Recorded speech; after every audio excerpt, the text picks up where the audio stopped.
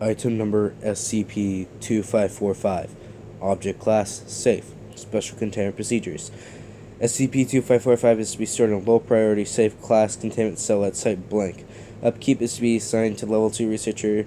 500 grams of food are to be inserted into SCP-2545 3 times per day. Once per week, SCP-2545 is to be emptied until it's 10% full, with the extraneous contents incinerated. Contents are not to be consumed outside of a testing environment. SCP-2545 should not be kept for more than 24 hours. Description: SCP-2545 is a plastic wooden barrel that stands 120 centimeters tall with a diameter of 40 centimeters. It is sealed with a hinged plastic lid. The inside of the barrel has 9 black rings placed equally along it that indicate 10% increments of the barrel's volume prior to recovery. It has also possessed a metal scoop attachment on one side, which has been removed. The only contents that have thus far been able to demonstrate anomalous qualities when placed within SCP-2545 are gummy bears. When the barrel is roughly 10% full of the gummy bears, some of them will begin to animate and attempt to exit the barrel. These animate gummy bears are classified as SCP-2545-1. Animation occurs at random, although typically only a few dozen are active at a given time. Upon animating, instances of SCP-2545-1 gain the ability to alter the adhesive properties of their body, which then manipulate the scale in the interior of the chamber and attempt to exit. Individual units of SCP-2545-1 move at an average rate of 1 meter every 90 seconds. SCP-2545-1 instances possess very little strength on their own, but are capable of opening SCP-2545-1's lid upon unison. After exiting SCP-2545, all instances of SCP-2545-1 will attempt to locate nearby foodstuffs and return them to SCP-2545. Instances of SCP-2545-1 will act in a fashion indicative of a primitive hive mind and will cooperate with very larger foodstuffs back to SCP-2545. Once the foodstuff has been placed inside SCP-2545, all instances of SCP-2545-1 present in the barrel will submerge it below the layer of gummy bears. Once foodstuff is completely submerged, it will be converted into an equivalent mass of gummy bears, which will retain its original correlation and flavor of the food. This foraging behavior will temporarily cease once SCP-2545 is 90% full. However, if SCP-2545 remains 90% full for a period of 24 hours, it will resume producing SCP-2545-1 in order to control the degree of foraging, to the point that it will overflow. Test log. No known date. Testing performed by Doodle Researcher Blank, another supervision of Researcher Blank. 1D class will be present for this testing as well. SCP-2545 will be kept as a 50% capacity for the duration of the testing. Test number 1. Apple placed inside SCP-2545. As Apple proceeds to sink below the gummies, and then is rapidly replaced by multiple red and white gummy bears of the identical mass. When this gummy bear is confirmed to taste like apple, the red one's confirmed to taste like apple skin. Test number 2. Wax apple placed inside SCP-2545. Apple submerges, then rapidly emerges, with this ejected from the barrel with a velocity barely high enough to clear the edge of the barrel. Test number 3. Live mouse placed inside SCP-2545. Mouse submerges, then is ejected with low velocity as a test number 2. Test number 4. Dead mouse placed inside SCP-2545. Mouse submerges, then is placed in the mass of the red gummy bears with lower mass than the mouse. This is shortly followed by the ejection of the mouse skeleton and clump of fur.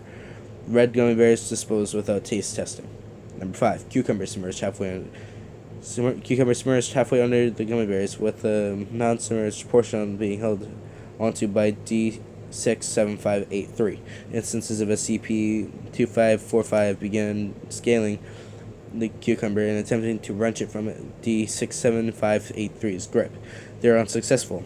However, roughly 2 minutes, the submerged portion of the cucumber snaps off and is converted into the equivalent mass of cucumber-flavored gummy bears. Test number 6. D67583 ordered to submerge arm up to the elbow into SCP-2545. D67583 is hesitant but accedes after several minutes. He is allowed to pull his arm out after 5 minutes, with no noticeable changes occurring. Task number 7. 150 grams of gummy worms placed inside SCP-2545. They expunged. Task number 8. D67583 places a knife with the external surface of SCP-2545, slightly damaging the wood. No response. Test number 9. D67583 is ordered to point a Beretta 9mm loaded with blanks at SCP-2545. A gummy bear is ejected into the high speed that strikes D67583 into the right eye. D67583 shouts an expletive and fires 4 rounds at D2545 before realizing the gun is loaded with blanks. D67583 moves towards SCP-2545, at which point the second gummy bear is ejected at high speed, striking him in the left eye. He shouts another expletive, at which point security enters the room and restrains him. SCP-2545 was not damaged. Addendum number 1. An unknown date.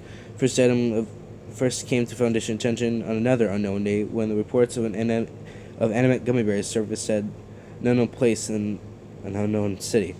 The lid was closed upon rediscovery.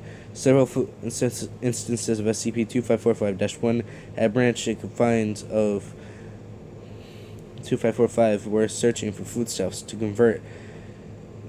Examination of the store's inventory indicated that they did not carry gummy bears, and all employees claimed that the barrel was not present the day prior.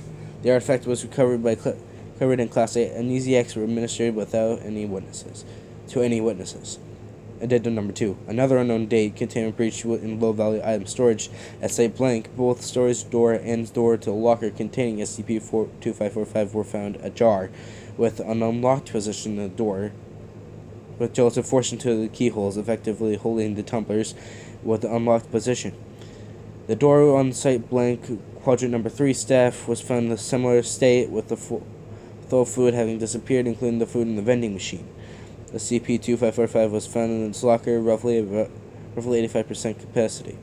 Addendum number 3. A transcript of the security footage recovered from the containment breach, so on an unknown date. 1:25 to 3:08 hours. Site Blank low-value item storage. 1:25. Recording starts. 1:26 to 2:02. A sphere roughly the size of a soccer ball recorded in multiple cameras. 1:26 to 2:02.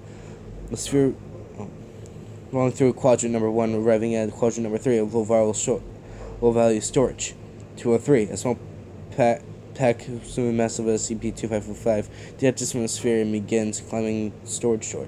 2:04. Speck disappears upon reaching keyhole of the storage door. Door opens.